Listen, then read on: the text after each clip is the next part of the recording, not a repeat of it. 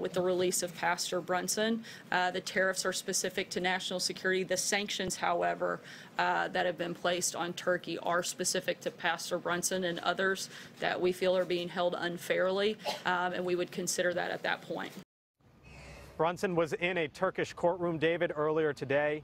He lost his appeal to be freed from that country.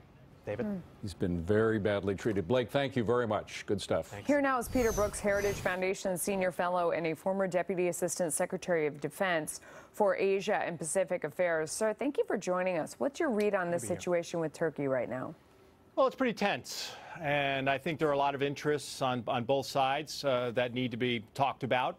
You know, Turkey's an important ally of the United States, troublesome right now, obviously, but you know, we have bases in Turkey. It's a NATO ally. It's worked with us in the war on terror, especially against ISIS.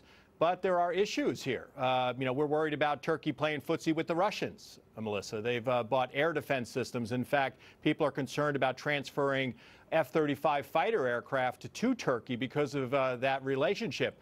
We're also on the outs over Syria.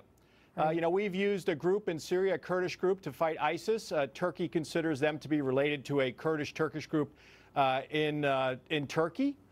So there are a lot of issues and tensions, but this is an important relationship, and I hope, besides the pastor, which you've mentioned, and the economic issues, that we can move past this at some point.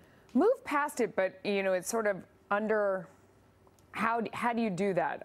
Because as you look at all of the things that you talked about right there and you lay it out, our relationship has gotten so strained, and they haven't been a great ally of late. They've had a lot of Muslim extremism in the country as well, and this is sort of the final straw, the idea that they're hanging on to an American. If you look at the president and the way that he's dealt with people, that has been sort of step one, is return Americans immediately. Do you think that that's his approach to this situation as well, that that's sort of the first issue to get started on?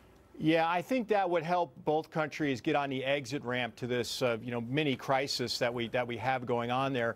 I also feel that Turkey is scapegoating the United States for its economic problems. I mean, any of your economic analysts will tell you that the problems that Turkey has economically goes back a long way. It has to do with artificially low interest rates, foreign debt, inflation.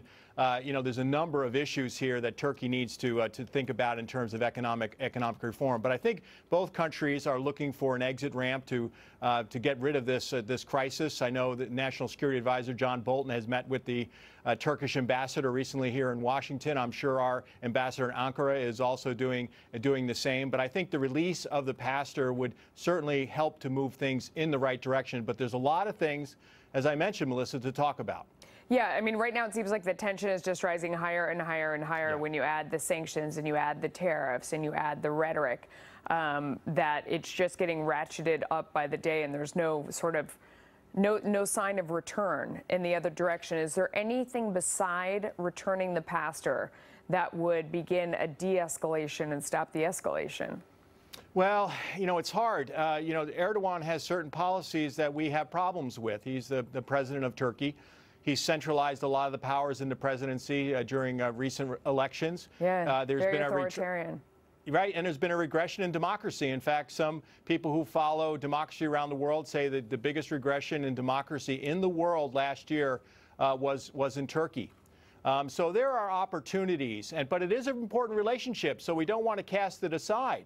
You know, think about it strategically. This is a country that bridges Asia and Europe.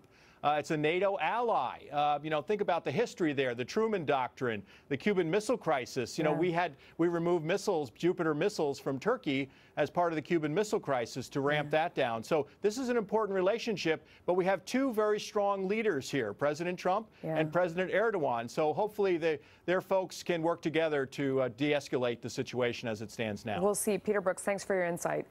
Thank you for having me. Taking on capitalism, Democratic Senator Elizabeth Warren has a new plan out. Did you hear this? To put corporate